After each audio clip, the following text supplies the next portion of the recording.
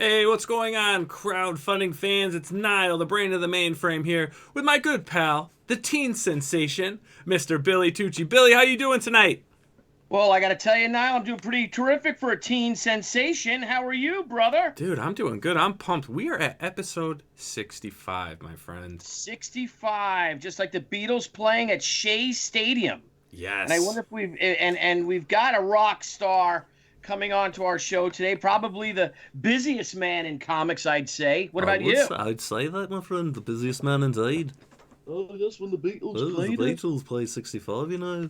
and 65, and then they stopped touring in 70, and 60, 66. What was the Beatles' last American concert? Do you remember? Me? I don't know. I was out doing stuff that day. You were out doing something. I think it was Candlestick Park in San Francisco. Maybe. Yes, it was Google amazing. it. Google it. Anyway, hey, now, did you get my Uber file today? Yes, I did get your Uber file. You did. Things are getting exciting, aren't they? And Things what are getting exciting. was a couple of hundred she images, wasn't it? It was. Covers and pages galore. Oh my. Oh, things are So getting- many wonderful things I need to start working on. Yes, you do. Thank you, my friend, for helping me out with that. Oh, Anyway, anytime. without further ado or don't, why don't we get to our guest, the man of the hour, a prince, a king, who's, we'll introduce him, but he is not only a fantastic illustrator, writer, he's also an entrepreneur who is one of the best retailers, has one of the best comic shops in the country, and he recently just purchased the Joe Kubert School of Cartoon and Comic Art. And so, ladies and gentlemen, Nile, Scala, please, all of you, Mr. Anthony Marques. Anthony, welcome to the show. There he is. Hey everybody, how y'all doing? So happy to be here, Billy. We got to chat a little bit prior to this, and I was saying I always love Billy's energy. I always feel like whenever I get a chance to talk with him, I can run through a wall afterwards. It's great. Yes, and I would lead you through that wall, whether you Yeah, man, I love it. See, that's you're what like, I'm I know the talking way, about. follow me, and I'll run right into a wall. And it's good to have your friends who'd be like, oh, okay, let's do that.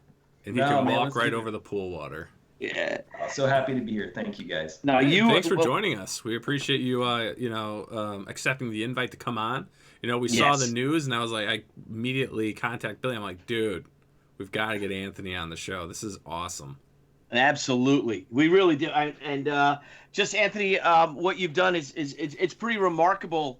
Your short career in comics. I mean, it seems like yesterday that you had just graduated from school, Yeah. and you had your little table. I think you were sharing a table at the New York Comic Con. Yeah, I remember. And were you next to me? I think you were, right?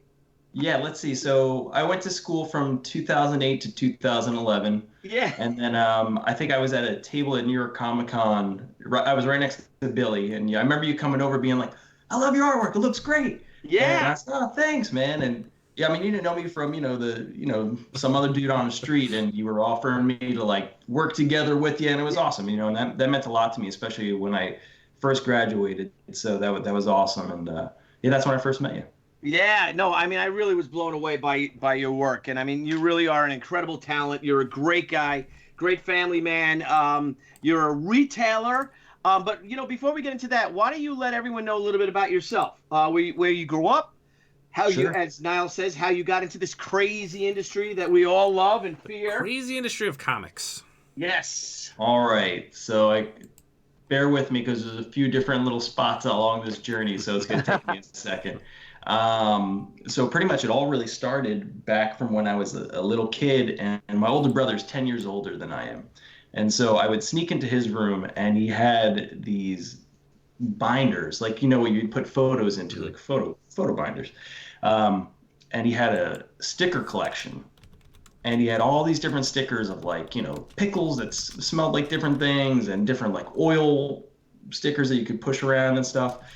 And I always really enjoyed the artwork on a lot of them, and I always thought that was really cool. But he also had these oversized records with I think it's the Neil Adams artwork on them, the Superman ones.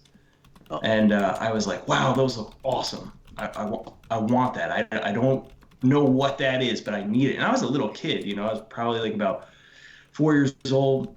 And then, I really started getting into Superman the movie with Christopher Reeve. And I mean, that was mind-blowing to a 4-year-old kid. And then Batman the movie came out in '89, so I was 5 years old, and I remember going into the movie theater, and they had made the cave out of aluminum foil, so this way when you walked in, it looked like there was a cave everywhere around you, and I was like, this is incredible. I mean, I'm sure if I was to walk through that now, I would have been like, that's horrible looking, looks so poorly done. But for a 5-year-old Anthony, that was pretty incredible, I'll tell you.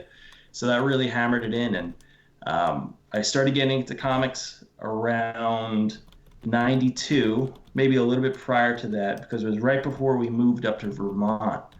And I remember my dad bringing me to a local comic shop in Jersey, down in Lacey Township, where we used to live. And I picked up an X-Men annual that had a cover by Jim Lee, with interiors by, I think Stuart Immonen did some of them in there. Oh, wow. And an issue of Superman where he kills the Phantom Zone criminals, and that was huge for me as a kid. I had no idea what the heck was going on in that story. Yes. But I just remember, wow, this is insane. Then we moved up to Vermont, and my mom would drive me 40 minutes to go and pick up comics from like a drugstore that carried them. It was outside by like an Ames.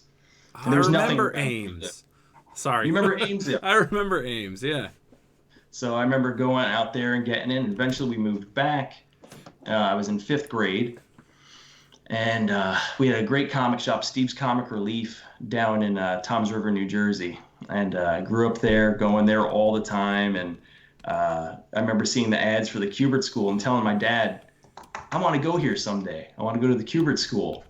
And he was like, I was like, it's in Dover. And for anybody that's from New Jersey, Toms River, the school systems are East Dover, North Dover, et cetera. And I was like, the school's in Dover, New Jersey. He's like, nah, it's 2 hours away. There's no way we're going there ever.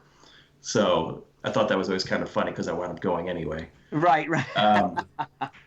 But eventually went to the school, worked my way during the time when I was at school, graduated and started working at Mata Design, which was a company that did a lot of trading cards and things like that. And I was doing Spider-Man coloring books. I know you worked at Mata Design. That's so funny because they did a lot of our production work.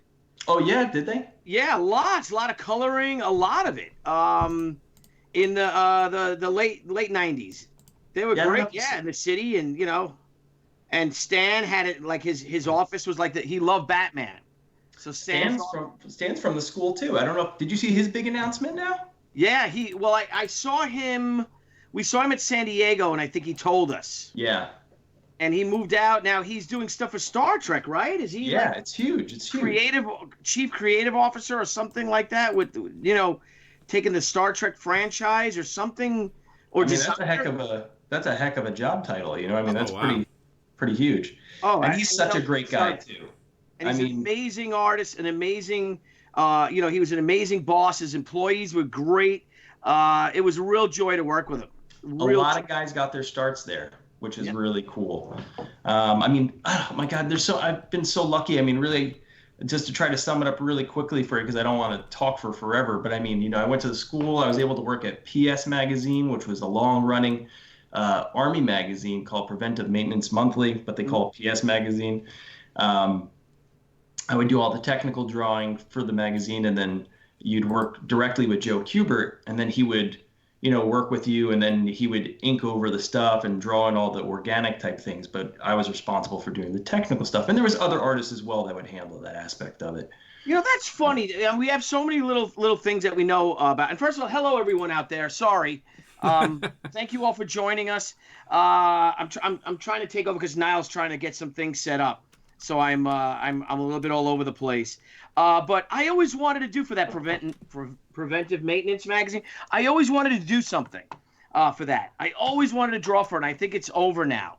It is. Yeah, unfortunately, the Army cut the funding to it, but it was really cool. A lot of guys got their starts working down there, and I got to tell you, that was one of the best jobs I ever had, because it was extra time working with Joe.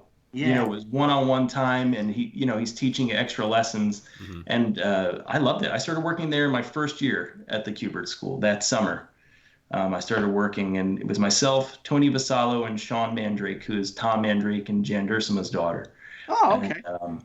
it was awesome. What a great crew, and the guys that all worked down there that were in charge of that. Awesome, awesome, awesome people. Great people. And I mean, I don't know. I've so much stuff. And then I wound up, going on to DC to be an editor over there for a while. Then I found out that we were going to have kids. And then the same day we found out they were moving to California. So I decided to stick it out on the East. Yeah. And then, let's see, I became an editor at Dynamite, and I had a great time over there. They were always fantastic to me. And I drew a bunch for them, and I've drawn for IDW and done Ghostbusters and Back to the Future. And I don't know, I've just had a wonderful go at this so far. And then to be able to come back and champion the Kubert School once again and kind of carry on that torch for Joe is the most important and the greatest satisfaction I've had in this industry so far. Anthony, would you mind, and Billy, you can probably chime in on this too, for anyone that's watching that's not familiar with Joe Kubert, can we do like a little recap on Joe and a little bit about him? Sure, not a problem. Whoever wants to run with it. I mean, geez, I mean, where do you start? I mean, he's my comic book hero. And I remember when I was, when I worked on the Lost Battalion, and I gave him a call, and he was like, "Good luck," and anything I needed with help. And I knew I couldn't do Joe Kubert. I couldn't even try. I would never try it. So that's why we did with the Lost Battalion. We wanted it to be more of a documentary because we worked with the veterans, and and he was a Korean War veteran too. But he was just right, Anthony. Just one of the most generous people you would ever meet. Right? I mean, with his time and just the energy he had. You talk about my energy, man, and that's why when he passed away, what a shock it was for everyone. It was so hurtful, and it was just such an incredible loss. But just everything. I mean, he's been doing comics since the 50s. He earlier than that. Oh, really? Was he before that? He started drawing comics when he was, I mean, the story will range whenever you listen to different interviews or when you would speak with them, but 12 years old, 11 years old, 16, doing incredible artwork, Golden Age Hawkman stuff. I remember one of the great jobs I had too was I was the convention coordinator for the school at a certain point, and I would get to travel all over the place with Joe. So we'd go to different shows, and I'll never forget somebody bringing one of his earliest Hawkman pages up to him. This beautiful, because the dimensions on those pages are completely different than what they are now. And he brought it over, and I remember giggling, when I saw it, and not disrespectfully whatsoever, And he even turned to me and he said, what are you laughing about? And I said, you drew this when you were a kid, and it's absolutely incredible. Yeah. And he was just a magnificent artist. He was a true artist, a wonderful storyteller, and a great person. And I mean, I can't say enough great things about the man. And his family's great. Adam and Andy are wonderful people, and all of the other brothers and their sister, and just a good family from top to bottom. Yeah, I mean, a true giant. I mean, really one of the greatest of all time. And again, just I remember having a discussion with him. When I was doing Sergeant Rock, the Lost Battalion, and I brought him pages, I showed him the pages and all, and he's like, "Wow, this is great." And I'm like, "Well, what reference did you use? Like, did you have books on?" Because he could draw a tiger tank out of his head, And he's like, I'm like, "So, what did you draw? Do you have a giant library of all these books or models? Are you really into this stuff?" And he's like, I just kind of remember what they look like. And I was like, what? And how prolific and fast he was too. I mean, and everything is just that energy and just how alive, the pages are. They're like an animated film. I think that's what really set him apart. His storytelling is second to none. I mean, he's the best. Yeah. I find myself even now still, I mean, I'll pick up one of his artist editions or something like that. I'll just scroll through it and be like, this is gorgeous. The way he told a story with art can't be matched whatsoever. Not at all. Yep, I agree with you. 100%. I mean, you could talk Steranko, really, I mean, some of the giants of storytelling, and I don't mean draftsmanship wise and stuff. And there's been a lot of great comic artists, a lot. But there's not a lot of great storytellers. That's why I like Frank Miller's stuff so much, I mean, a storyteller. I mean, incredible storyteller. But you can have some great artists and, and you're like, yeah, but you kind of can't follow, especially if their art's in black and white. Yeah. Some of them are, it's like, what the hell is this? Well, that's one of my big gripes with comics in general. And I'm not trying to be, let me complain about comics. But, storytelling is key part of this. This is a visual medium and you're telling a story. And I mean, yes, you can draw pretty pictures. People can draw pretty pictures, But if you're not telling the story, then you're not doing your job. Yeah. And that's what you're supposed to be doing in this medium. Yeah. Yep. And you also find too another thing, and this is for any writers out there. If you're gonna write it in the description, if it's on the page, if the artist will draw it, you don't have to describe what the artist is drawing. Yeah. Let the art tell the story. I mean, of course, if there's some exposition, you need that. But you know what? If you write it in the description and you're giving it to your artist to do, let the artist draw it. You don't need to say, and he walked into the room. If you're showing someone walk into a room. And sorry about your, we're talking about, with you with the school and all, and I hope to come down there soon. And that's probably my lesson for everyone. Now, it's a preview of curriculum. Like Billy and I have talked a few times. I would love to have you come on out. We just need to schedule that day. Let's chit-chat about it, get it set up, and have you come out. I know the students would love to have you come out there, and we'll have an awesome time, and we'll do some demos, and we'll talk to them about storytelling, and it'll be fantastic. Yeah, I can't wait. I mean, you had an awesome. If you don't mind telling people, so Anthony, we'll get back to the retailer end because there's a lot of questions we want to ask you about the retailer aspects of comics. Yeah. But with the school now that we're talking about, Joe, can you? I mean, you had an all-star lineup in and around New York Comic-Con or shortly afterwards. Some of the guests at the New York Comic-Con. You had, Maria Laura Sapino. You had, weeks goes. I mean, you had these guests come in. And, so we have a wonderful.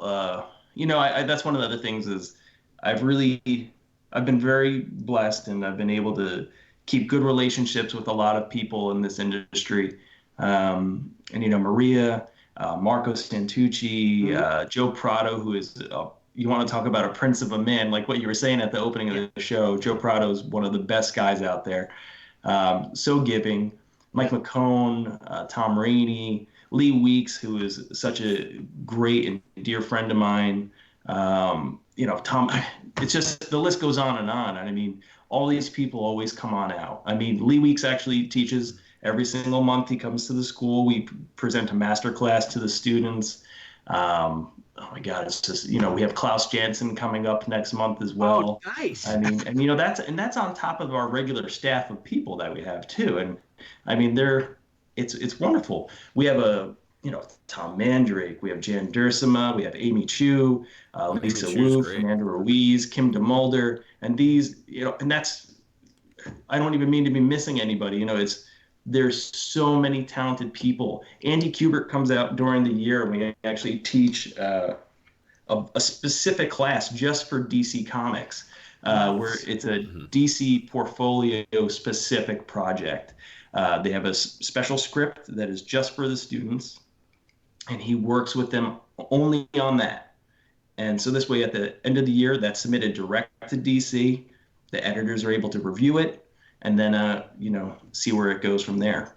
But I mean, that's fantastic to have that sort of link to a company direct like that. And we also have all the companies come out. We have them set up, interviews with all the students and portfolio reviews.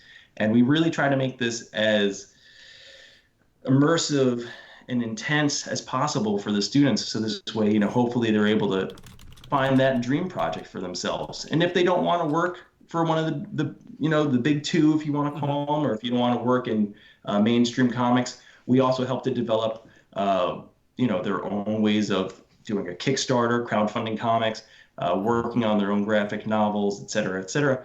So it's all built in, and it's not just drawing comics. We teach creative writing. We also are teaching animation in the first year. We're developing relationships with colleges as well. So this way they can actually transfer the credits from our school and go elsewhere. So, I mean, there's a lot of big things that we're developing right now at the school that we're going to be announcing very soon as well, that are, going to make the school even better than it ever was. That's exciting. You know what I love about the Joe Kubert School and what you guys are doing is, and we had a gentleman on the show, John Celestri, and he's an animator, and he's been an animator for many, many years and worked with, some of the greats. And we were talking about how, like, apprenticeship is dead. Those old days where you can kind of just walk in the studio, get a job, sure, scrubbing, the cells and this and that. But what I love about your school is because you have that connection to the industry, right? The professionals come in. The professionals are teaching. So it is like a modern day apprenticeship, like at your school. Like, it's not just hi, I'm Ted, I'm your teacher today. I've never actually worked in comics, but I can draw, But this is like, no, I've worked in comics. I've worked for this company, that company. I'm going to show you, the real deal. Like, it's not just like, black and white, It's like real world teaching and real world, critique and stuff like that. And sure, it's amazing, I think, what you guys do. Oh, it's incredible. I mean, it's hands-on. And I mean, it's, one of the big things that we were talking about recently.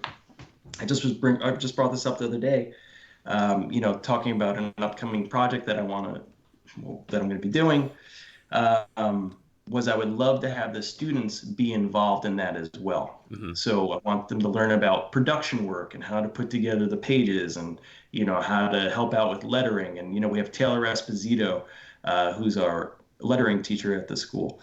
I don't know if you guys know who Taylor is, but I mean, he letters almost everything that's out there.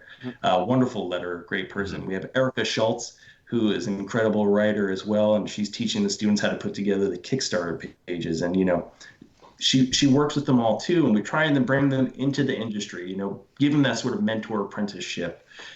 So this way they can actually be involved right now. Mm-hmm. So this way they're right there doing the work at this point, breaking in, learning the different editors, who to talk to, what type of areas work best for them in this industry that they feel comfortable with, and really get them moving from day one. Mm-hmm. Now, we had a question come up, and I want to just ask this because I assume most of the students are maybe out of high school or what have you. Mm-hmm. But one question came up saying, do you have students, does the Kubert School offer anything for someone 35 and older that wants to get into the industry? Sure. I mean, look, I don't think that there's any wrong age that, you're going to pick to want to get into the industry. I didn't go when I was 18 years old. I went when I was, 20 something. I went to the school. I mean, I picked it up. I mean, I'm not saying that that's old, but I mean, we have guys that come to the school that are in their 50s. So the curriculum is set, in terms of what you're going to take. But it's really up to the individual, to just jump into it 110%.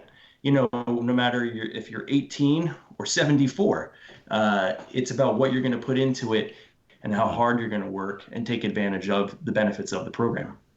Very good. And it is hard work. I mean, and it's great that you guys have that. Like you said, you have that real world, those, professors with real world experience, and, there's no BS, I mean, you tell them like it is, because, so many schools, art schools and all really mollycoddle their students. Oh, that's great. Keep it up. And, there's not any of that in your school, it's, you want to help them. You want to, it has to be challenging. Yeah. I'm not saying that it's made to be so difficult that you can't do it, that the deadlines are so tight that it's impossible to get all the work done. You don't want to make it impossible. That's not the point. You need to make it difficult and just real world like. Yeah. When I always joke around, I tell the students, they're like, oh, this is really hard. I go, well, just wait until you actually get out of school. And then now you have bills, and now you really got to hit those deadlines and make sure that, you're getting everything in on time. But, it needs to simulate real world situations, because, I mean, talk to any freelancer and they're going to tell you, look, it could be quiet for a while, and then all of a sudden you've got a ton of stuff on your plate and you got to get it all done. You need to know your limits. I think that's also very important too. But, you try to take advantage of it when you can. Mm-hmm. And that's what the school teaches. Yeah. When did the school first open? When did Joe first open the school? 1976. He had a class, I believe, of 22 people. And Billy, have you ever been out to the school before? I've never been to the school. Never. Oh my God. You got to get out here ASAP. You let me know when, and I'll be there. Nile, you too. Maybe after, We'll make it a road trip, Billy. Yeah. We'll make a road trip. I'm not joking. Let's do a special episode at the school. Yeah, let's go live from the school. We could walk around the school and do a live tour. That'd be awesome. Yeah. For real. Describe the school and interview some of the students, talk to them about their projects, maybe we'll make a little presentation. I can tell them my experiences. I think that'd be a lot of fun, Anthony. That would be great. I could make up a career. It'd be great. Let's lock down a date for it for real, and then come on down. We'll have a lot of fun. What did you say? I said I'll make up a long career that I have and just. Oh. I founded DC Comics. So Anthony, okay, so because I want to bring this back to the school and your art, and I know you're working on some projects that you can't really talk about now, but they're big projects coming out. Again, guys, ladies and gentlemen, Anthony's got to be the hardest working man in comics right now. Like I said, not only is he working on some big projects, he is a retailer, and not only does he own the Joe Kubert School, but you're a retailer. So how did you end up becoming from an artist to an editor to buying a comic book shop? I mean, you're like living the dream. I mean, and it ain't easy, but man, Well, one of my good friends as well, Dan Beltry, he owned Dewey's Comic City for a very long time, I believe close to 28 years. It's a wonderful store in Madison, New Jersey. If you guys are ever around, I highly suggest coming by. Not because it's just my shop now at this point, but it was my favorite comic shop that I've been to. I love it dearly, and I would highly recommend it to anyone. Dan really built that thing from scratch, and it has a wonderful group of people that come in on the regular. They're great customers. The town is wonderful as well. They support the shop 110%. And we always try to have special guests coming out to do signings or appearances. Our free comic book days are some of the best, I think, anywhere. Last year we had 25 different artists doing signings and drawings, all free sketches, nobody charging anything. Everything's free. It's very family oriented and for the town. And it's just a great day. We just had Halloween Comic Fest, and we had the Ecto one from Ghostbusters there. And we had Tom Mandrake and Charles Wilson and Fernando Ruiz and myself, and we were all there just drawing nonstop all day long, and it was incredible, absolutely incredible. What time does Free Comic Book Day start for you? Free Comic Book Days, oh my boy, let me think. Starts probably around 9 o'clock in the morning, and then that goes until about 6, 7 o'clock at night. That's awesome, bro. That's great. That's so great. Free Comic Book Day is awesome. Fun. It's a fun day. I gotta send you pictures of the line. We have a line that starts from our door, and we're right on a corner. So it goes to the street, turns down that one, and just goes all the way down. I mean, it's absolutely. We have to stop people from coming into the shop because there's so many people waiting before we even get there. And to answer your question, Dan wanted to retire, and I said, well, "What does that mean for the shop? Are you going to close it? I'm too lazy to find another shop. I don't want to have to go find another one." Yes. He said, no. And we got to chatting a little bit, and we had a wonderful conversation, and it all worked out great. And I'm very, very happy with that decision. And it's worked out wonderfully. There's a great manager at the shop, John Bush. And, the one thing I have to say about all this, though, is that my wife is an absolute saint and genius for really supporting me throughout a lot of this. Without her, I never would have went to the school. I never would have done any of this without her. So huge props to my wife. Now, is she a comics fan? No, she is not a big comics fan. She does like The Walking Dead. Before it was a show, she was, I got her into reading a little bit of that. She does enjoy, oh, what was it? I don't want to butcher the name, so I don't want to mess it up. But it was a wonderful book, and I feel bad for not remembering the title right now, so forgive me. But she's not really that big into comics. She appreciates them for what they are. And she thinks that that they're great and all, but it was never her cup of tea, Right. All right. Now it's nice to show her artwork from time to time too. Now let me ask. So where did you guys meet? So you met before you went to the Kubert School? Yeah, I did. So she met you, and you were just a young lark who has a dream that I really love comic books. This is my passion, and and she's not a comic person. Not at all. I was doing construction work. I was, working on stuff and whatnot and doing a little bit of this and that. And I remember the guys would always be like, "What are you doing here, Anthony?" Because I'd always be drawing superhero stuff on like different things around the job site, and they would get a kick out of it. And they'd be like, "Why are you here, man? What are you doing? You need to get out of here and do this. Like, this isn't right for you." And it was cool hearing that. Sometimes it would make me feel good. I enjoyed the job. I enjoyed the work, though. I'll tell you that it was great. But I remember I met her, and I was trying to go to the school that year, and I couldn't get the money together. And her and I started getting a little bit more serious, and her family owned a bowling alley in Madison, New Jersey, Plaza Lanes. And they were great. They let me work there, and I worked as a bartender at night. Oh, really? To save up money. And so this way I could go back to school.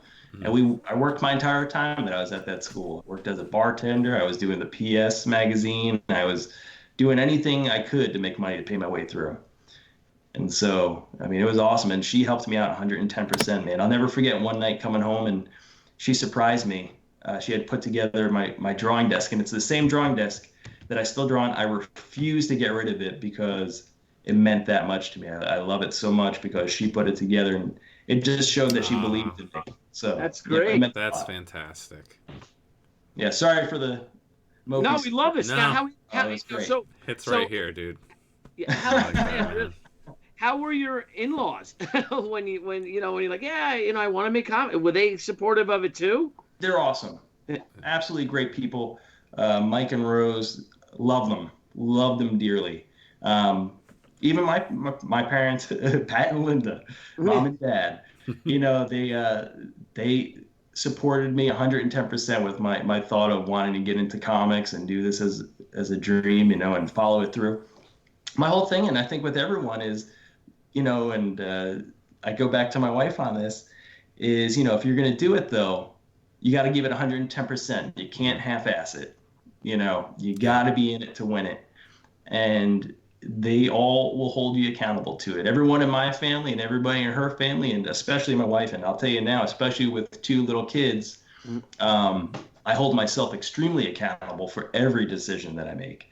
So if you're doing it, you got to give it 110% because there's really no room for error. Yeah, and like what you did, and I've talked to some creators off the cuff. They send me messages and things, and it's it's like, well, how do you manage stuff? Working full time. I'm like, you just do it. You gotta pay your bills. Yeah. You gotta do it. And if it's a dream you really want to have come true, you just gotta do it. You find a way to do it, and you find the time. And it is some sacrifice. And you're sacrificing sleep.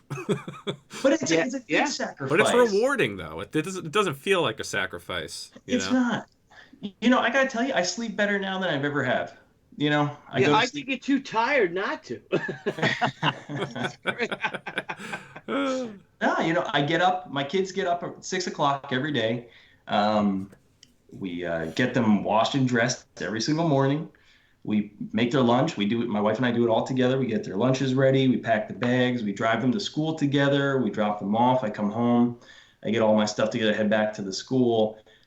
We usually have some sort of a meeting in the morning. We go over everything. I'm very hands-on with all the decisions that are being made constantly. I oversee things, any little upgrades, anything that you need to deal with. Always making sure that I'm involved. And then, I'm trying to draw at the same time, or I'm trying to do orders for the shop, trying to set up things to do great interviews like this one. And, it's just you're constantly on the go. We're traveling to a school to go and speak with the students, and teach them about the school. And I was out in Sussex this morning with Fernando Ruiz. We traveled out this morning. We left at 7:30 to get out there and do some stuff. But I mean, it's nonstop. But look, I love it. No, I mean, So you are doing amazing things. I mean, Yes. honestly, it's very inspiring hearing what you do and how you got there, and how many, your hands in so many different things, and it seems like you manage everything very well, and you stay within what you love, and you're not afraid. I think you're a good inspiration to those out there that may have fear, to not be afraid to do it. You shouldn't be afraid. What's the worst that's going to happen? I mean, really, like, what is the worst that's going to happen? Okay, it doesn't work out. You try. You got to try, though. Exactly. I will say that, it's great you surround yourself with great people, and I mean, I got to tell you, the staff at the Kubert School is wonderful. Carol Thomas is the director of the school. She's fantastic. Mike Chen, everybody that works on staff there. They're all wonderfully smart, incredibly talented people that really believe in that school, and they all want to make it the best possible school that it can be, so this way the students are getting the best education as possible. And we all have that same philosophy, and we all really believe in it, and we're really trying to preach it to everyone and get it out there. Yeah. Now, let me ask you, Anthony, and forgive me, because I was setting up some things while you and Billy were talking, just changing a few things around. So if you already went over this, I do apologize. But what opened doors for you to acquire the school? It was just, I have a great relationship with the family, the Kubert family. They're all really great folks. And, I've had plenty of times of joking around with them about this sort of a thing, and it just kind of presented itself naturally, and I had to go for it. I had to figure out a way to make it work, and I talked with my wife, and at first it was a little bit of, okay, you're crazy, but she believed in it too, and she was on board, and I talked with my family, and we were all in it, and it was just something that we had to do, and we're really, really excited that it's happened, and that we're able to carry that Joe Kubert legacy forward and keep that torch lit and keep it up high, and really make sure that it shines like the beacon that it is. Yeah, no, that's great. And do they still have a hand in the school? Or are they still working any of it with you? Yeah, so Andy's involved a lot. The family's involved too. We have Andy's actually a member of our program advisory committee. We have guys such as and women such as Paul Levitz, Karen Berger, Stan Mandaloni's on it, John Semprit, who used to be at Meta Design as well. Richard Bruning. I mean, it's Nick Napolitano over at DC Comics. I mean, it's a wonderful list of people, and Andy's there, and he gives us feedback on some different ideas on what we could be doing for the school and how to make it better for the students. And he also teaches that course that's specific to DC Comics. So he comes out throughout the year and he works with the students, very hands-on, and it's specific for DC, and it's a portfolio project, so we take it very seriously, and it's also in addition to their regular curriculum. So it's incredible. So yeah, it's great to have them still involved. Oh, that's very cool, man. That's amazing. It really is. I mean, the staff. I mean, again, it really is like no other school in the world. No, like I was talking to someone because someone I know was asking me about tonight's show and whatnot, and I was like, Cal Arts. I was like the West Coast has Cal Arts, the East Coast has the Kubert School. It's just probably the two best. If you want to get into, well, Cal Arts I think is really more animation focused, I believe. But either way, you've got that one school in this country that if you want to go that way, you're gonna go there, and if you want to do comics, I mean the Kubert School is the creme de la creme. if you can get in. And what is the process for anyone that's watching the show or is going to watch this recorded? How do they get, do they need to send in a portfolio? How does the whole admission process works? I'll give you the very basic, bare bones version of it. So pretty much what you have to do is you have to apply for the school. Okay, so what you do is you go onto our website and you'll see a big section that says apply. You click right there. It's very easy. You go through. It's self-explanatory. You fill in all your information. See, look at that. You can't miss it. Once you get there, you fill out that stuff, right? And then you hit submit. And then after that, you're contacted by a representative of the school. What they're going to ask for is a portfolio and schedule some sort of an interview with you. And then during that interview, they're going to review the portfolio with you and see basically where you stand. And a lot of students or kids or grown-ups or adults, whatever you want to say, that are applying to the school, they get very worried because they feel that their portfolio isn't professional. It's not pro-ready to get out there and get a job. But we're not expecting you to be. You're coming to the school to learn. So don't be scared about that. Put together that portfolio. We want to see just that you have a basic understanding of drawing and that we can work with you. And then afterwards, if we feel that you're a great candidate, we'll send you an acceptance letter and we set up everything. We give you all the information and we talk to you about financial aid if you're going to need that. And we really try to help you out. And then at that point, if it all works out, you come on out to the school. Very nice. Now, do you guys? I hope that's okay. I mean, it's very basic version of how it works out. Yeah, and I think I think some people do get nervous, like, oh no, my portfolio is not professional enough. But it's most of them are coming out of high school, right? I mean, you've been trained or you've had schooling up to that point. I mean, obviously, yeah, you're looking to see that they understand principles of art and that you can work with them.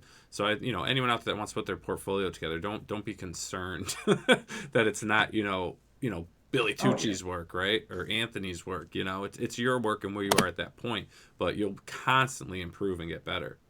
Oh yeah, I mean, it's incredible to see where the students are in their first year to where they get to be at their third year, and I mean the amount of improvement that they show is incredible. I remember going there and seeing certain students in the first year that you're like, oh man, this guy's horrible. But then, and this is when I was a student, and then by the time you get to the third year, I mean, they're drawing incredibly. You're like, man, I got to play catch up with that person. They're out drawing me nonstop. But it's that desire and their want to be great, which is incredible to see. And keeping that hunger throughout is a power in and to itself. So but never be afraid to put yourself out there. And even if you don't think that you're ready, if this is something that you really want to do, then I would highly recommend getting your stuff together and giving it a try. Yeah, and then the Mobsy asks, is the school online as well? We do not have online courses as of right now. That is something that we are looking into and hope to be able to announce something in the near future about. We do offer correspondence courses as of right now, though. So if you go to the website, you can look. There they are. They're absolutely phenomenal books. They are. These are awesome. Gorgeous books. They're gorgeous books and an accompanying DVD, correct? For each course? You can choose if you want the DVD, and those are great. They're instructional. There's, I believe, 6 different courses, and they cover everything from penciling to supervillains to horror, superheroes. It's wonderful. Absolutely wonderful. All of Joe Kubert artwork throughout. Awesome courses. And you can find all the information on that right on the website as well at kubertschool.edu. That's impressive, Nile. You have all those. Anthony, do you guys have housing at the school? What if someone's like from out of state and all? Yeah, we have a lot of international students that come to the school, and we do offer housing. It's actually at the original location of where the school started. So yeah, that's we started off on that at one point. So Joe actually started the school at the old Baker estate. It's about 6.5 acres, and it's an old mansion. It's beautiful. And the students live primarily there. And then there's also the carriage house where more of the students live. So we house about 50 people altogether. And that's right around where we want to max. But we do have a lot of people from in-state, and they come by and, they like to commute from home. But there are other locations that we can recommend students go and stay at if they're looking for housing as well. How many students do you guys have? We have about 90 to 100 students per year. Wow. And with that caliber of instruction and your professors, your teachers, I mean, that's pretty amazing. That's a real great, you don't really see that in schools with that student to teacher ratio. I mean, that's a really selective. I mean, wow. It's a great process. Look, we want to bring people in. We want them to interact with the teachers, but we also want them to have good experiences where it's exactly what you're saying, where it is that teacher to student ratio, where they're able to actually learn and that they're not just being brought in, and we're not herding you in. We're actually trying to teach these guys and girls and what they can do and how to become the next generation of great artists. Because nothing hurts me more than seeing the top 10 artists of today being the same top 10 artists of 1997. Right. Yeah. It has to change in order to make this industry strong and to keep it going forward. It can't be the same thing over and over again. It has to change. And getting on board with that is very important.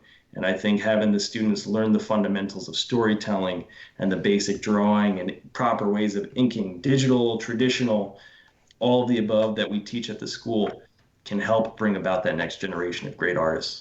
Mm-hmm. Now, do you teach? Now you're teaching, obviously, pencil and paper, ink and paper, also digital. I mean, are they learning like all the different tools that are out there? Oh, yeah. Yeah, we cover everything in the Adobe suite, Illustrator, Photoshop, InDesign, across the board, everything that you can think of. We teach animation, digital painting, regular painting, color theory. I mean, it's all there. Every aspect of this business, it's incredible. It's overwhelming to even think about, to try to just spit it out all at once. So my brain froze up. I apologize.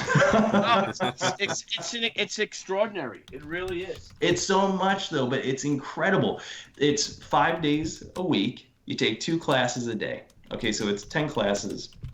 And you also have a study hall in the afternoon, a mandatory study hall. You can't skip out and just be like, all right, I'm done for the day. You have to be there. And that gives you extra time to work with the instructors that we have on hand to make sure that you're getting everything done and that you understand everything. And it's really making sure that these folks know how to be professionals too. Mm-hmm. And I mean, it's intense, but it's doable. Mm-hmm. I have a question. So other schools that teach, the same, like media and other things, and they have, they might have film and other things as well, but they make the students learn during working hours. Like they could have a class at like 2 a.m. Do you guys do that, or are you strictly more of a traditional time frame? We start at 8:30. We go till 2:10. At 2:10, it switches over to study hall, and that goes to about 3:10. And then after that, you're allowed to go back to either housing or home, wherever you are. Mm-hmm. But you're going to be needing to put in about an additional 6 hours of work once you get home. Okay. It's a job. It's full-time work. And, it's very easy to fall behind if you allow yourself to. But I always prided myself on that. The whole idea of this being an intense boot camp of an art school was very appealing to me, because if you make it through, it's incredible. It's the camaraderie with your fellow classmates at the end of this, that you made it through. Mm-hmm. And I mean, you really earned it. It's awesome. Yeah. But I mean, as far as a regular day, I mean, it's Monday to Friday. like I say, until about 3:10, 3:15. You can stay actually at the school longer if you want. We offer extracurricular activities if you want, like things like yoga. We have playrooms in terms of like if you want to go and hang out. I call it the relaxation station. Mm-hmm. We have a ping pong room. We have an area to kind of go and just eat. We have different little things set up in there. You want coffee, you got vending machines, all that kind of stuff. We have a library. There's a lot of great things that we can offer at the school to keep people engaged and kind of give themselves some sort of a recreation. So this way it isn't just work, work, work, work, work. Yeah. Also make it a really great environment to keep you stimulated to want to keep working. Okay. Do you have the re-release of the Teenage Mutant Ninja Turtles arcade game at the school? It's funny that you say that. It's funny that you say that. I just brought that up the other day. That's not a joke. Because in the ping pong room, we're the same age, and I had a feeling that would be. Yeah. So the issue with putting in arcade games in the room is that I have to lock the doors until after study hall, because otherwise nobody's going to be in class and everyone's going to be playing Mortal Kombat, Street Fighter, and Teenage Mutant Ninja Turtles. So I am getting a little bit of feedback or kickback on that from putting the games in the room. So I will keep you up to date on it, though. And if I hear anything and if I can pull that one off, I will let you know right away. Well, one of our producers, Mr. Brian Blevins, is an arcade master. He's a collect. Let's just say he's a collector of arcade games. If there's ever anything you need, I'm sure he could help source it for you. Please have him contact me as soon as possible. That's not a joke. So. Yes. You hear that, Blevins? Let's see. I want to go to the Joe Kubert School, but I think I am too old, at least by Padawan standards. That's Mr. Blevins. Nah, come on. Come hang out. You still have fun. Don't worry. Yeah. Well, Blevins, you're going to have to come when Nile and I come down there. You're going to have to come as as one of our executive producers, my friend. So road trip to New Jersey. Yeah. I need to find that Teenage Mutant Ninja Turtle game to have it set up, and this way we can all have like a little. I think battle Walmart royale has. And see how we pull it off. Yeah, I think Walmart has the exclusive rights to selling that thing. Really? I think so. Everyone I know that's purchased it had to go to Walmart to get it. Now I'm sure if I'm wrong, someone will correct it in the chat, but yeah. Oh, and it's 3/4 the size of the original. Oh, see, I want the original. I want that full size arcade. Blevins, you're out there, my friend. Source Blevins, an original. Can you track one down for this wonderful man and his students? Trust me, the students would be forever grateful. He's on it. He says I'm there. Great. Well, that or New Jersey. Either way, all right, Blevins, you got to do it. We said so. Yeah. You have no choice. He agreed to it. You already agreed to it. That's what we're going to take that as. But that's cool, man. That's cool to have that kind of, decompression area, let them have some fun. But yeah, I think you're smart. You are going to it's going to have hours. You're going to definitely have to have hours. Otherwise, no work will ever be done. Yes. But the boot camp idea is really great. I mean, it is tough. It's not easy. But like I said, the kids are coming at living through, like having a professional experience. I mean, and your professors are like their editors, and you have editors, and it's like I said, it's really impressive. It really is. And wow. I mean, no wonder there's so many great stars have graduated from there. I just was with Amanda Connor this past weekend. Amanda is one of your alumni, yes. And it just. Well, our good friend Graham Nolan, wasn't he like a graduate of like the first class or the second class? Well, wasn't Ron Randall? Didn't Ron Randall go too? I think Ron Randall was the first. I think he said he graduated the first class, right? Yeah, I think so. There's an absolutely huge alumni list. Yeah. I mean, I always tell everyone, if you work in this industry and you just yell out, who's a Kubert School graduate or who went to the school or who's a QB, you're guaranteed to have hands flip up in the air right in front of you. That's why I always think about Joe and, the impact that he made on this industry. And I don't know if everyone really realizes how important it was.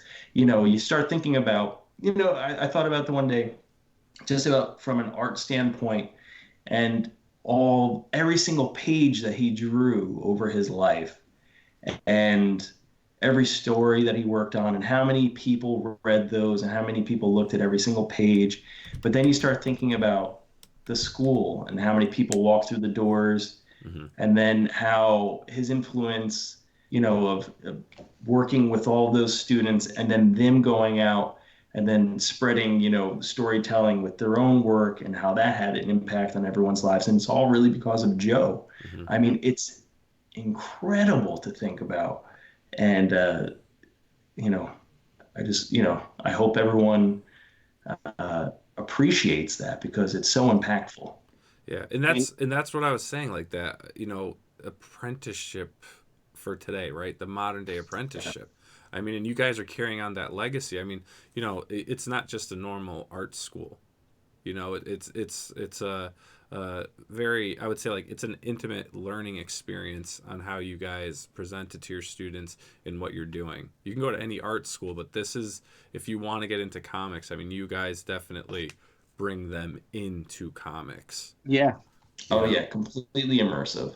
Yeah. And but I try to tell everyone too, it's not just comics. We're trying to teach you every aspect of commercial art business as well. So if you want to get into advertising, you want to get into character design, you want to get into animation, it's all there, and it's all presented to you. So this way you can take that and utilize it in your career. I mean, look, I've taken everything that I've learned from this school, and I've applied it to everything that I've done, whether it's being an editor, as an artist, or a business, owner. It had all been taught to me at that school. So, when I want to negotiate a contract, I learned how to do it all at the Kubert School. They teach business. So it's so much more than just comics, and it's teaching you how to be a professional in this industry that we all love. It's cool, man. It really is. It's and and plus you can't hurt the it's almost like you got an in, because you get to know so many people in the industry while you're working at the school, while you're training, so it's you might have a little bit of of an edge personality wise, knowing these great legends and having met them, and I'm sure there's that camaraderie between past graduates of the school as well. Oh yeah. Kubert, Well, look right? at Dan Parent, right? I mean, he started working on Archie at the Kubert School. That's right. Right? And he's still doing it, what was he, 25 years later? 20 years later? More than that, right? More than That's that. like him and Fernando Ruiz. Fernando Ruiz started drawing at Archie, I believe, in 1992, and he did that up to, almost all the way up to today. He's still doing stuff. So, a lot of these guys, they find that work that they enjoy doing, and they just keep doing it for forever. And it's awesome. Absolutely incredible. Yeah, didn't Archie, they were actually working on Archie pages, right, Nile, on Archie books. Yes. They were working for Archie. They were working for Archie. He got his first gig with Archie his freshman year. That's incredible. Yeah. That was Dan? That was Dan Parent, yeah. His freshman year, or now I'm trying to, if you check our episode, our past episode, I think he's like episode 8, or Frank Amazing, post the episode in the chat so I can see. But he was in single digits, I think. Dan is such a great guy. He is. So nice. I always enjoy seeing him at a show. He's usually sitting next to Fernando Ruiz at a lot of the shows, and so Fernando's one of my best friends. And I always kind of hope that I get to sit with them, because they are so funny, and Dan is such a great guy, and just he loves to joke around, and it always makes for a good conversation. Yeah, and those two, they do the crowdfunding game. They have the Kickstarters out there, so Die Kitty Die, wonderful book. Die Kitty Die, yep, a great book. Well, too is that they both, you see them, they're doing, man, so many commissions at the show. And I remember, like, how the heck? He's like, well, yeah. I'm like, what did you do last night? I'm like, we all met down by the bar. He's like, yeah, I had 10 commissions to do last night. And I'm like, what? And I guess they learned that work ethic from the Kubert School. Oh yeah. Yeah. He's a real pro. They all are. Yeah.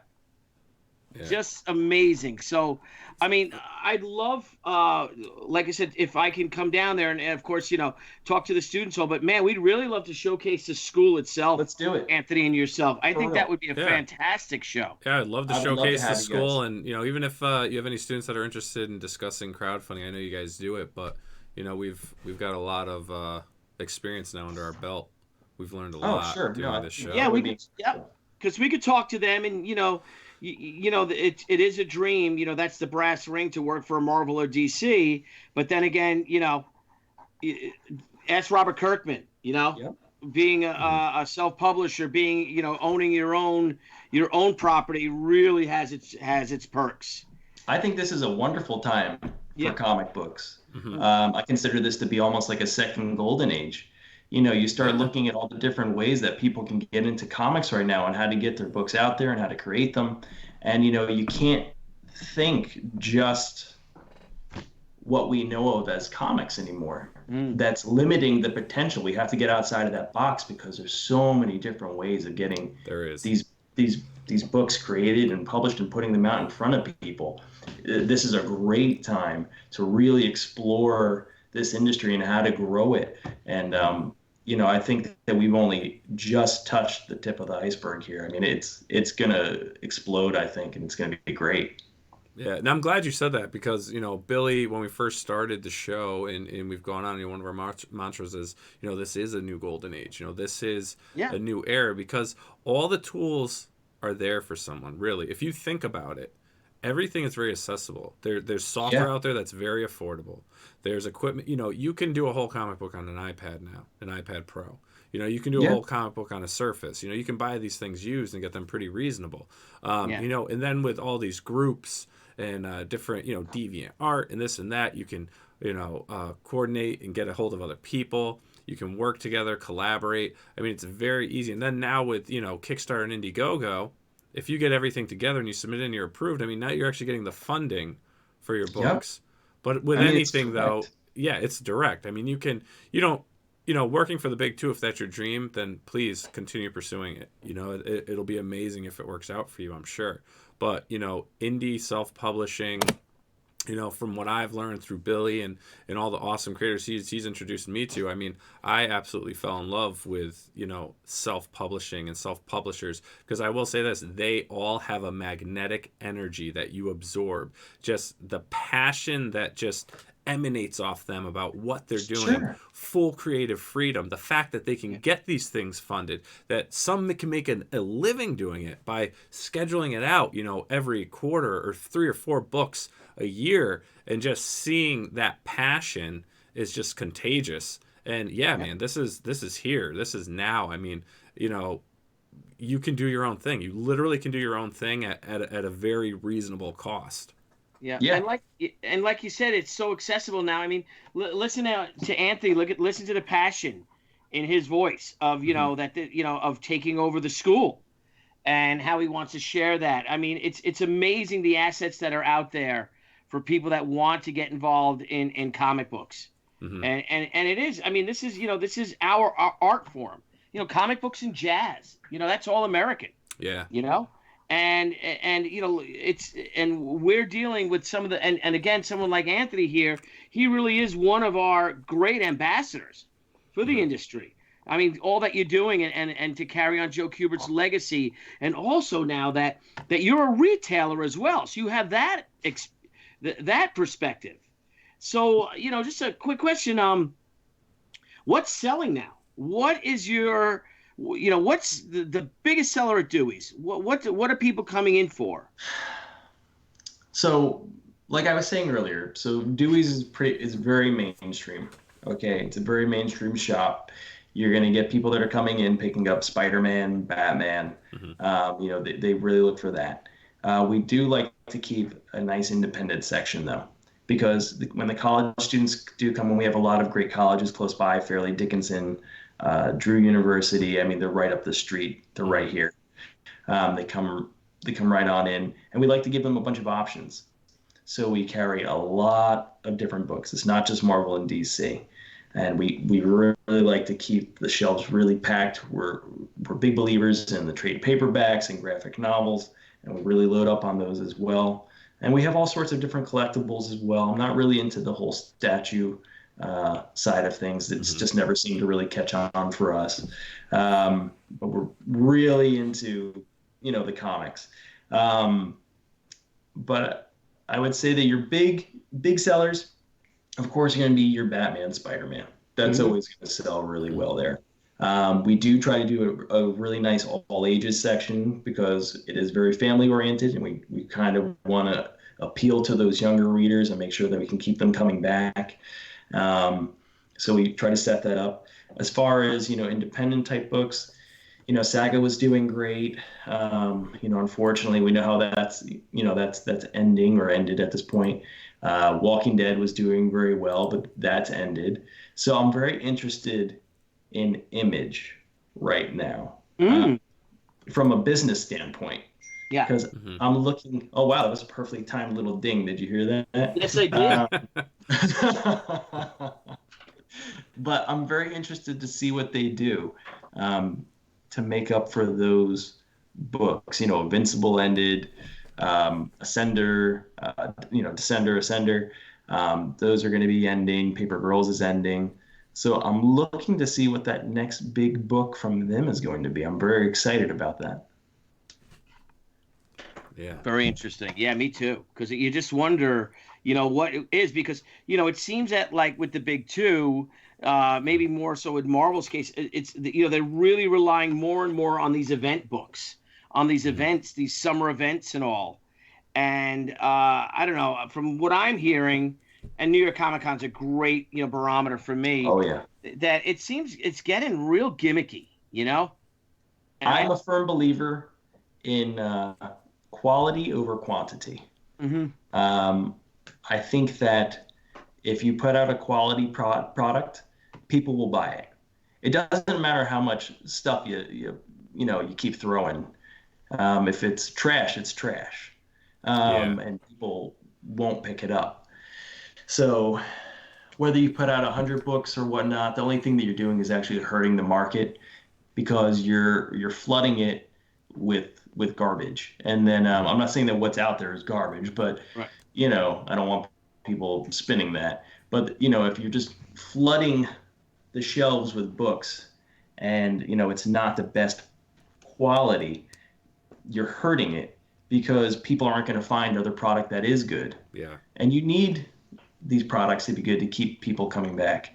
The way that it's currently run, even as a store owner, I'm not a big believer in just going straight to comic shops.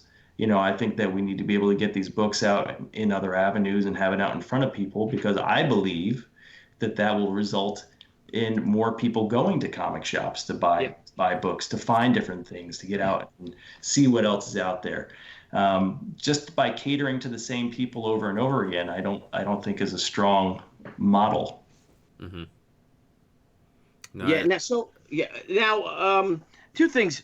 I'd like to know what you, as someone who you're multifaceted, you're in all aspects of the industry, from the creative end to the editorial end to the retail end and to the educational aspects of it and the business aspects. What do you think is wrong with comics today, and what do you think is right with comics today? And we can start what do you think is wrong with comics today, if there is anything? I know that maybe not an easy question, but I'm just curious as someone. I mean, you really have your finger on the pulse of so many different, I think it so kind many of different touches aspects of it. on what we were just saying. I mean, I think that there's so much product, but I don't know if all of it's really great product. Yeah. And I don't know if that sends the wrong message. I don't know if it's just sending books to comic shops is the best way to do it.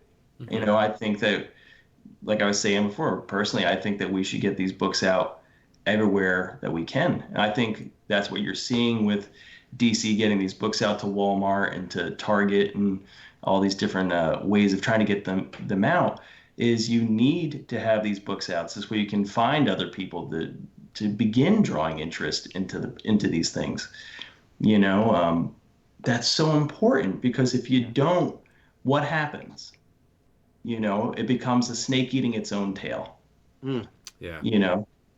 And like I'm saying, these are just my thoughts on it. Yeah. But that's why I'm such a big believer in this stage that we're at right now, where now that this is a result of that, and that's why people are finding all these different avenues of getting books out and about and different ways of publishing. And that's incredible, and that's a great thing, and I think that is something to be excited about, because this is a point where now we take it back. This is the time for creators to create and get their dream projects made and share that with the world. Yeah. Let me ask you a question. So, just kind of going off what you just said. Now, as a retailer, creators going out there getting their product out, let's say crowdfunding, is there anything you may be looking to do, or do you already do, to help support independent creators? Like, do you encourage them to come in with the product, cut a deal with books and stuff like that? I want independent creators to come into the store. I want people to pick up other product, especially if it's something that I think is a quality book. Now, look, what I might think is quality could be horribly wrong, okay? But I want to give people a chance, too. I want them to put something out there. Let it be different. Let them grow an audience. Dan took a chance on me and letting me come out to his shop and sit there and draw for people. Why can't I give some other Anthony out there a chance to come and sit down and draw a picture for someone and try to let his dream come true? I think that's, kind of messed up. Billy never had to come over to my table and introduce himself and be nice to me that day at New York Comic Con, but he did. He came over and said hello, gave me a shot. And Billy and I have stayed friends for a very long time because of that. And I appreciate it every single time I see him and every single time we get to talk. And that's always in the back of my mind, So this industry is a wonderful industry. Okay, comic books are fantastic. I love comic books. I truly love comic books and what they represent and what they can be. And it's just acknowledging that and believing in it and helping it to grow, helping that next generation and giving those people a chance to get their product out there. Yeah, I love that. Yeah. I hope more stores adapt that, because I think it would encourage, a lot of these independent creators to not, don't just leave, everything in one basket, get your product established. Kickstart it, Kickstarter, that's what it's called. Indiegogo, get it going, right? Get it moving, because once the crowdfunding's done, and hopefully you've made what you wanted to make, look at distribution, reach out to local comic shops, expand your audience, expand your business. So I really like that you do encourage that. So everyone, go to New Jersey and flood his store with all your books. And look, I always tell everyone, look, if you think that I should be carrying a book or something else that you guys like, or if there's something or a Kickstarter that's going on that people are into, let me know. I have no problem. Let's donate to it. Let's get it going. Let's kickstart it. Let's make sure that it happens and get that product in the store. Let's have the creators come out. Let's help spread the word. Yeah. Now, I know you're a very busy man, but do you follow any of it? Do you ever jump on to Indiegogo or Kickstarter and see what's going out there? Or if you hear of something, do you go and check it out? Oh, yeah, for sure. I want to see what's out there. I love information. Okay. I'm constantly feeding myself information. I like to stay up to date with what's going on constantly. So I like to see what's going on Kickstarter. I want to see whatever the big projects are, what's going on with there. I follow the news feeds always. I like to see what's happening constantly. It's important to know information. What's the phrase? Information is power. So you need to know what's going on to stay aware, to stay relevant. So you have to be smart about it and pay attention to what's going on. So this way you can apply it to your own work. You can apply it to your own stories. You can apply it to your drawing and keep it up to date. But more importantly, I have to ask this. You're an artist. You work on your books. You work on other books. You've worked for publishing companies. You own a comic store. You own the top school if you want to be an animator, comic book artist, graphic designer, things of that nature. what do you do when you're not doing this stuff? Yeah. What else does Anthony do? I play with my kids and I have a great life.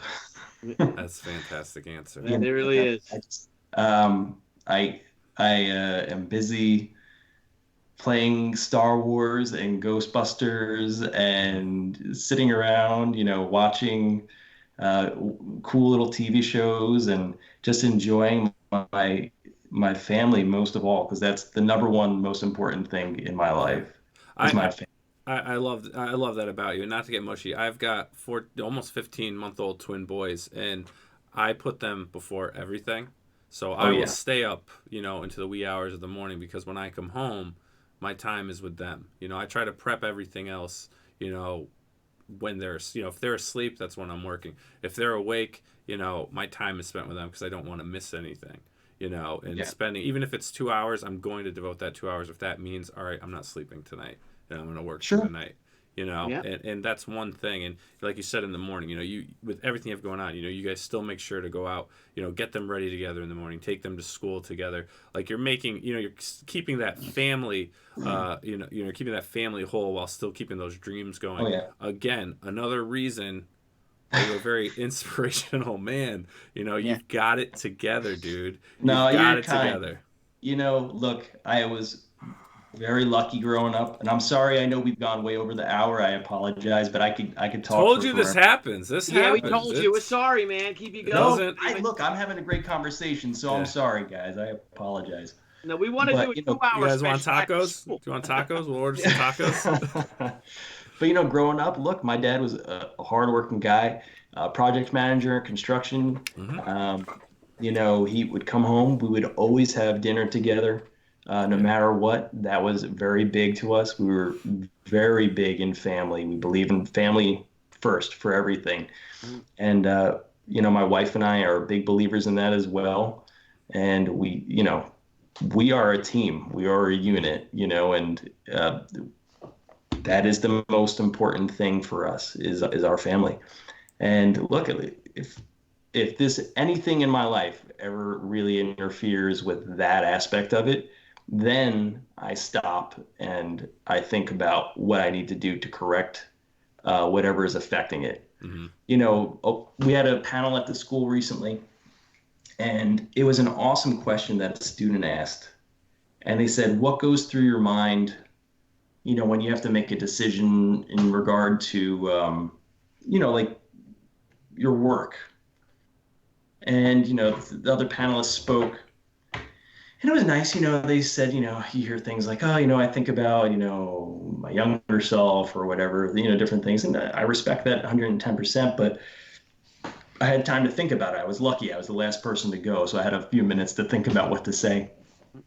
Mm-hmm. And, I really pondered about it. I've been pondering about it ever since, because I think it was a great question.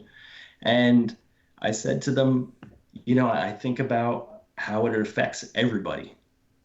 Because it's not just about me, every decision that I make. It's, and you guys can relate to this too. And I think anybody that's watching this right now or in the future, is that every decision that you make will affect everyone that you love. Mm-hmm. It will then also affect all of their families in some way. For me, every decision that I make at the school affects every single student, every person on the staff, every single one of their families. Every decision I make at the shop affects every one of them, their families, the people that have to deliver the things to the store, the guy that, oversees the building, everything, so you have to be really self-aware of every decision that you're making. And realize that it's important. You can't. That's why I was saying in the beginning, when you go to the school, it's teaching you how to be a professional and to take everything into account and to give 110% because you have to. Yeah. I hope that makes sense. Oh, yeah. It makes perfect sense. Perfect sense, man. Well, I don't know how we top that. I don't know. It's just very Yeah, I'm sitting here, I'm looking at the clock, I'm like, man, I could keep talking and keep talking. I know. But, I mean, yeah, no, Anthony, you really are yeah. an incredible ambassador to our field, and we really are. It's a privilege to have you on our show and to be friends with you. It really is. You're an extraordinary young man, and I mean, this is great. Thank you for for having you on our show. Yeah. It's just I'd have to say, maybe have some fun, like what are the kids going to be for Halloween? Yeah. Sure, yeah. So it's been cool. We've been doing a few different things. We've been buying them different costumes to try out different little stuff here and there. So I got to send you the pictures afterwards. I wish I had them so you could pop it up on the screen right now. But, they have Ghostbuster costumes. They have a Luke Skywalker and a Rey costume, which is awesome. So I am very interested to see what they want to finalize, what they want to go as. Mm-hmm. But it's so much fun, man. Just seeing the kids on Halloween, especially at this age. My kids are 5 and 4 years old. Nice. And they get such a big kick out of it. And last year it was incredible. They wore the sneakers that light up on the back. Yeah.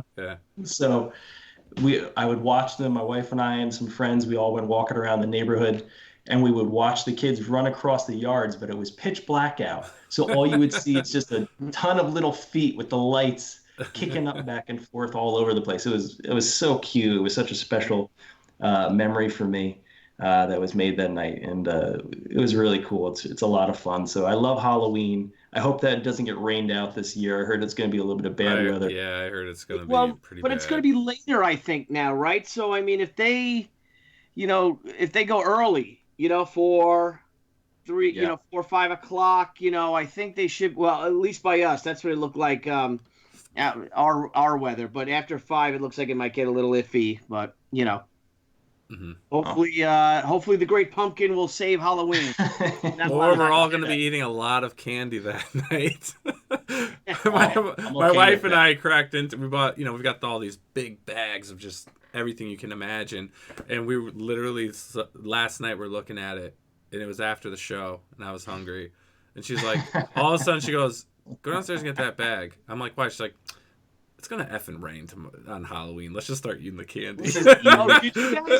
Yeah, so I just started eating it. And I'm like, you do realize it's like not gonna watch. It doesn't even rain, and we're gonna be giving them all the stuff we don't like. Everyone's getting Milky Ways. Did you buy any from Alternoween? Because I did. We're gonna give ours away tomorrow. I bought a whole package from. I've got some of those, and I went through some of my books, and not like kid-friendly stuff, some old like Ninja Turtles, the one that was like based on like the cartoon, and I got some old Ghostbusters, and just like a bunch of stuff that I'm not going to do anything with, so I'm going to give those out. Now Comics. What's that? Now Comics, I think, was the publisher of those.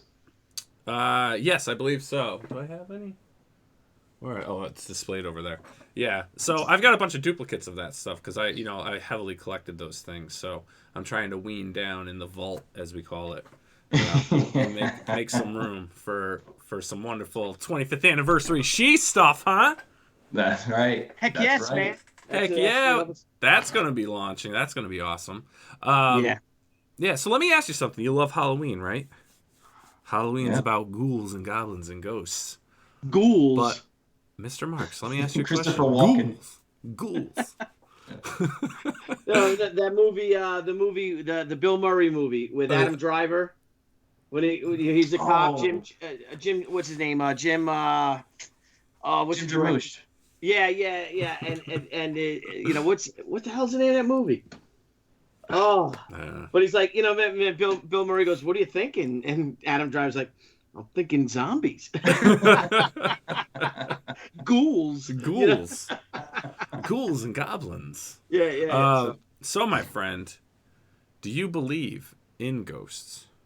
Have you ever had a ghostly experience? I have. Ooh. I have had. Let's see. Now everyone's gonna think I'm a crazy person if they didn't already. Not at all. If they watch the show, they know what we're about.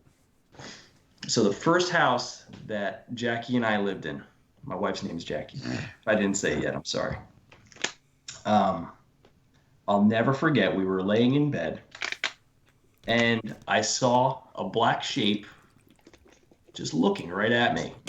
You know, if I was laying on the side, it was Yep. like right here looking Shadow at me. person. Okay. And I'm going, what are you doing? What are you doing? And then all of a sudden, Jackie turned right to me, and she was on just laying flat. And she goes, what are you talking about? And the black shape was gone. What? Wow. Yeah. And then I used to get sleep paralysis in that house. Oh, yeah, With- yeah. So I would always feel I would hear people walking up the steps.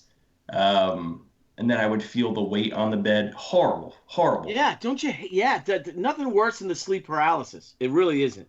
I will say though, once I left that house, knock on wood, I've never had it since. So maybe it wasn't sleep paralysis. Yeah, Yeah. that's all. A shadow person next to the bed, suspected Yeah. sleep paralysis. Yeah. Yeah. Yeah. Well, Somebody called we've Bill had Let me look in the experience- files really quick. Do you believe in ghosts? Oh, of course. Yeah. I've had a lot of experiences happen to me, which actually got me involved in like actually ghost hunting. I used to do that, Really? locally. Yep. Yeah. I've got my case. I've got surveillance. I have a whole surveillance system, infrared cameras, EMF meters. I was just gonna say, you got K2 your EMF meters, detector. millimeters. You ready to Oh, yeah. go? I'm ready to go, man. I'm there with the camera, the flashlight, getting the. You know what's funny? My dog, who was my best friend, passed away, right? And horrible. No, sorry. Still not over it. I never will. And I got his ashes, and I had them do a paw print. And I just got my new K2 meter, and I had the ashes and everything on the coffee table. And I was just sitting there. And his name was Bear. He was a half Roddy, half Newfoundland. Wow. He was a big boy, big bear, and his name was Bear. And I just said something. I was like, and I kept thinking about him. So I was like, Bear, if you're here, light up my meter, right? And so like you have green lights, and there's about 6 lights. It goes green to red. And no, I shit you not, it went like 1 green to 2 green to yellow to red. And I was like, Bear, if that's you again, you can't see this, but I'm getting goosebumps because this shit really happened. And I'm like, Bear, if you're here, light it up again. And it lit up red, and it was like pinging like at red. And then see, look, can you see that, people? Can you see those goosebumps? Wow. And I was like, oh, that's cool. So I was like, that's neat. So I feel like he's still with me. But I've had crazy stuff like ghosts attacking me, jumping on me, the shadow people. Oh, I've had radios turn on that aren't even plugged in. Like a buddy of mine, Pete, I won't say his last name, but we had a good night partying, right? And he's like, yo, let me just crash your house. I'm like, all right, dude, but you're gonna see the ghost. And he's like, nah. I'm like, dude, I'm telling you, that radio turns on. And all of a sudden, man, I hear, Nile! And I come out, the radio's blaring, and he's literally holding the cord, and the radio is on. I kid you not. What? The radio was on. My cousin owns this the apartment building, and it's old. It's 100 and something years old. It used to be like a hospital. Like back in the 1800s. I didn't know that. I knew it was a doctor's office, but then he's like, no, this was like a legit hospital. And it was pretty crazy. So I got a whole bunch of stories. But see, now I'm not gonna be able to sleep tonight. Thanks a lot. no, you'll be cool, bro. You'll be cool. Damn. Yeah, it's nuts, man. But I love it. Tomorrow night we're gonna do a little Halloween show, and we've got Howie Knoll on, and we're still working on. I'm trying to see if we got a couple guys that actually has been on paranormal TV shows. He has a podcast. We're just I'm working right now with his assistant to see if he can squeeze us in, because he has to do his show, tomorrow night as well. And they do it live on YouTube, and it's syndicated throughout the country on radio. So we'll see if we can get him on. And then we got another guy that we're trying to get on. He does paranormal conventions. So we wanted to get. So we got Howie Knoll, who is best friends with Jason House from Ghost Hunters and now Ghost Nation, which just appeared on Travel Channel, and all those guys. So we'll have him back on talking. He does a paranormal comic. Plus he goes on these ghost adventures. So I'm trying to get a comic creator, paranormal guy, a paranormal guy that does conventions, and then a paranormal media podcaster, interviewer, and stuff like that. So hopefully it'll all come together. But either way, we'll have a couple guys on. That sounds like an awesome show. That should be fun. Yep. And hey, we're gonna have a Halloween costume contest at at the school on Halloween, which is always great. They've been doing it for years. It's a wonderful event. All the students get dressed up, and we have the class of 1979, Tom Mandrake, Jan Dursema, and Kim DeMolder being the judges this year. And Nice. they're going to decide who's got the best costume, and the winner gets a gift certificate to the art store in the Dewey's Comic City. There you go, buddy. Yeah, Awesome. Fantastic. Awesome. Well, Anthony, please, when you are ready to announce that big project that we were talking about earlier, that sounds really exciting. Would you come on again? Also, we'd love to come to the school. I'd love to come to the school. I could, if you want me to talk to the students about my experience as well, I could do that. But of course, we'd love to have the Crowdfunding Comics crew come on down, Nile, if that's at all possible. And if you really want to do it, let me know on a day, and we'll take a road trip. Let's see if we can. I don't know if you guys are up for it. I mean, I'll talk with it right now while we got it on film, so you can hold me to it. But if you guys are up for it next month, let me know what works for you, and we'll set it up. We'll have you guys come on out. We'll do a whole thing right there at the school. Have a great day. That sounds fantastic. Absolutely. Yes. Absolutely. And real quick, I just want to run through. I'm going to head over to the desktop. Guys, if you want to learn more about the Kubert School, please head on over to www.kubertschool.edu. Again, if you're interested in applying, if you yourself are interested, if you have a child that's interested, a family member, a friend, head over here. You'll get all the information that you need. All the menus come up. You'll know alumni, career services, student life programs, curriculum. Everything's here. So please check that out. Also, if you're in, the Jersey area, swing by Dewey's Comic City. Check it out. You can also go to the website here at www.deweyscomiccity.com. And you can learn a little bit more by hitting the About tab, and they post all their new releases. And then also, Anthony Marques is a fantastic artist. So you can head on over to DeviantArt. You can see some of his work. Red Sonja right here, Batman, Shadow. I mean, this is all wonderful stuff you have here, Anthony. I love your style of art. I have to ask, though, who, with your style, obviously we all have been influenced by other creators out there. If you don't mind me asking, who influenced you to build up your style? Big fan of Darwin Cook, Bruce Timm, Shane Glines, J-Bone, oh my God, Joe Kubert, Adam Kubert, Andy Kubert. I mean, the list kind of goes on and on and on. But I mean, the old Warner Brothers cartoons, Looney Tunes, Ren and Stimpy, Tiny Toons, all that sort of I'm really big into animation and just kind of the over exaggeration of things. And I just think it looks great when you apply it to superheroes. So it makes for a lot of fun. I mean, that cover in particular for Ghostbusters Answer the Call was probably one of the fastest things I've ever drawn. I mean, it's not an overly complicated layout. They needed it to basically be the same layout over and over again, but it was just so much fun to kind of play with them. I didn't feel a lot of pressure drawing those. And it was just a lot of fun. The Doc Savage covers were great to do. I loved working on those. And J-Bone is such an incredible inker. Very talented individual, incredible artist as well. Anytime I get to work with him, it's a dream project for me.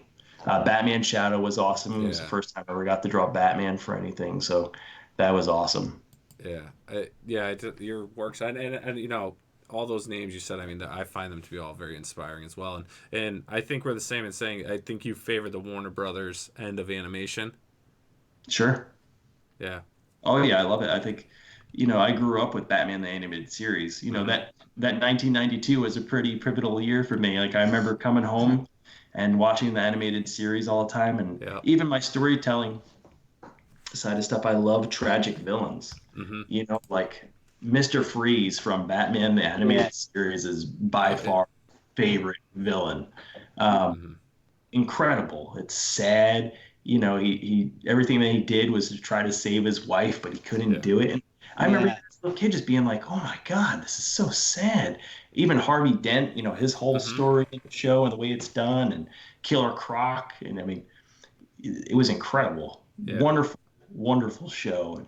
And they just announced that they're going to be doing Batman Beyond on Blu-ray. I think they just had that announcement come out. Mm-hmm. If it hasn't already, I feel like sometimes I'm all of a sudden I'm coming across news that might be old because I've been like so going all over the place. But I'm so excited about that. I'm a huge fan of that show. But that Batman the animated series when it first came out is it's incredible. timeless. And Bat. It's timeless. I can watch Yeah. for me personally. I can watch it now, and it's not like, oh, this didn't age well. Like I remember growing up, like my dad could tolerate watching that with me. Like he liked Batman the animated series because it's brilliantly written. The artwork, the art, the style of it, the emotion captured. I mean, was it a cartoon for kids? Yes, but adults could watch it. Like you can watch it now. I still do every now and then. I'll like, especially with DC Universe and stuff. If I'm drawing or working on stuff, I'll have episodes playing. It's exactly what you're saying too. It's for everyone. Easily accessible.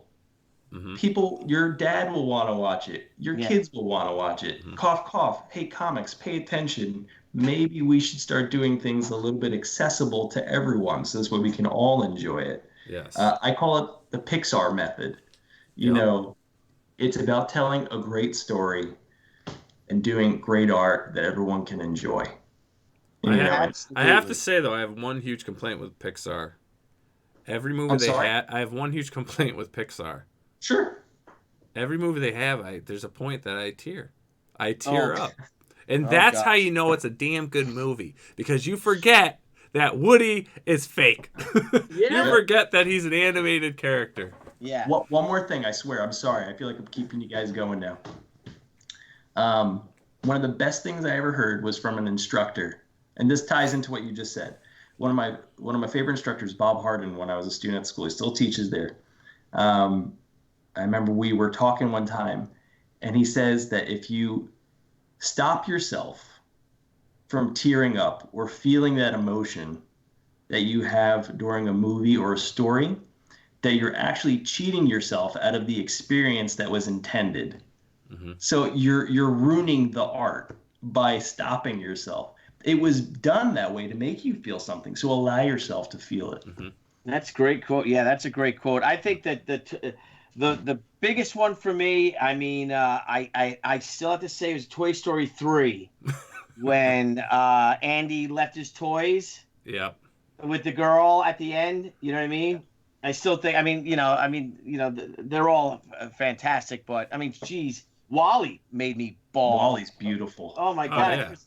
I really thought that should have been won Best Picture of the Year. Yeah. It's incredible. The beginning of Up, yeah, it does the entire, I mean, my God, the first 20 minutes, I was trying to hide my face because I was like just bawling everywhere. Yeah. I was like, oh no, I got dust in my eye. No, I'm just crying incredibly hard right now. Absolutely. All right, so cool. So we need to schedule a Batman animated series, Tiny Toons, Animaniacs, what else? Marathon. And we need to get the rights to just run it on our channel constantly. Let's do it. Let's do it. That sounds great. Oh, you guys can all come to my house. We light the fire and we could just have a good cry. Yeah, right. Storm. Freaking WALL-E. WALL-E. And then my son will be there crying. Everyone's crying. Everyone's crying. And then it just gets awkward. We'll sing Kumbaya afterwards. There you go. And then also, guys, if you get a chance and you're on Facebook, head on over to Anthony Marques' art page and like that. There you'll be able to stay up to date with everything he has going on. See some cool art that he's posted, some news, stuff from the shop. There's some of the Ghostbusters that he was talking about earlier. Oh, that's my little boy right there. That's me inside the Ecto 1. Ecto 1 right there. Yeah. So if you get a chance, head on over, like his art page, and also, while you're liking that, head on over to the Kubert School. Now, if you're looking this up, you want to type in Joe Kubert School of Cartoon and Graphic Art, Incorporated. That is the proper page. Head on over there and like that as well. So, Anthony, my friend, it has been an absolute pleasure having you on the show.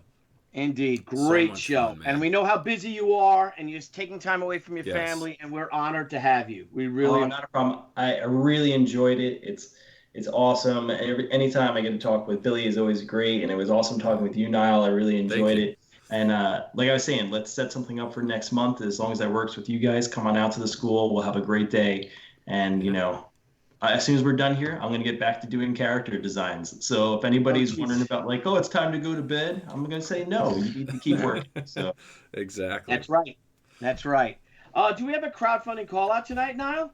Tonight we don't have a crowdfunding call out. No, not tonight. The crowdfunding call out we do have is, you know what? Check out the Kubert School. That is our crowdfunding call out tonight. Check out the Kubert School. Check out all the awesome things they have going on. And, let any aspiring artist you may know that has talked about this school to, and they have any nervous about their portfolio, don't be. You are who you are and send it in. Be confident. Be confident in joining this great school where you're going to get an apprenticeship, as I like to call it. It may not be the right way, but I'm going to call it an apprenticeship. Because I'll tell you what, I wish those days still existed, and I think this is the best place you'll get, any form of that.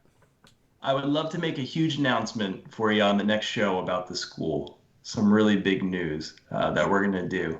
And you let us know when you want to make that announcement, and we'll have you on that day. Yeah, yes. I think it'll be great. So I'll have that. We're finalizing all the details on it right now. It's huge. It's going to be very impactful for the school, and I'm very excited to make that announcement. So I'll tell you guys about that, and then we'll set that up for the next one, and we'll be able to put that out there. Roger that. I do have to say, Metal Movies and Brewskis just said, once you have kids, you cry, man. Man, do you cry. Yes, you do. You do. Anything with kids, and if like a kid gets hurt in the movie, oh my God, you want to find whoever hurt that kid and hurt them real bad. Yeah, exactly. Absolutely. Yeah. So, all right. Thank you guys so much again. I really appreciate it. And thank you. Keep up the great work, and I hope to talk to you guys again real soon. Yeah, you awesome. got it, bro. Great to have you. Yeah, Anthony, hang on one second. We're just going to close out, and we'll chat with you just for a couple minutes after the show. All right, guys, so we'll see you tomorrow. We will post up right now. I'm working on the times with those guests I mentioned for tomorrow's show. So keep an eye out on Twitter, Facebook, and Instagram for tomorrow night's promo. All right, everyone, have a great night. Mr. Tucci, another great show. Anthony, thank you so much for coming on. And we will have you on again, my friend. And so happy Halloween. Yes. Happy Halloween, everybody. Happy Halloween. Start eating the candy now. Yeah. All right, everyone, have a great night. Hey guys, thanks again for tuning into Crowdfunding Comics. We look forward to hanging out with all of our crowdfunding fans every time we go live. And don't forget to click the link below and subscribe to our channel. And there's a little bell. You may want to hit that too. This way you get all the great notifications when we go live and when we upload some awesome content. You want to follow us? Sure, go right ahead at Twitter at CrowdFundComics with an X, Instagram, Crowdfunding Comics, and Facebook at Crowdfunding Comics. Till next time, crowdfunding fans, we'll see you soon.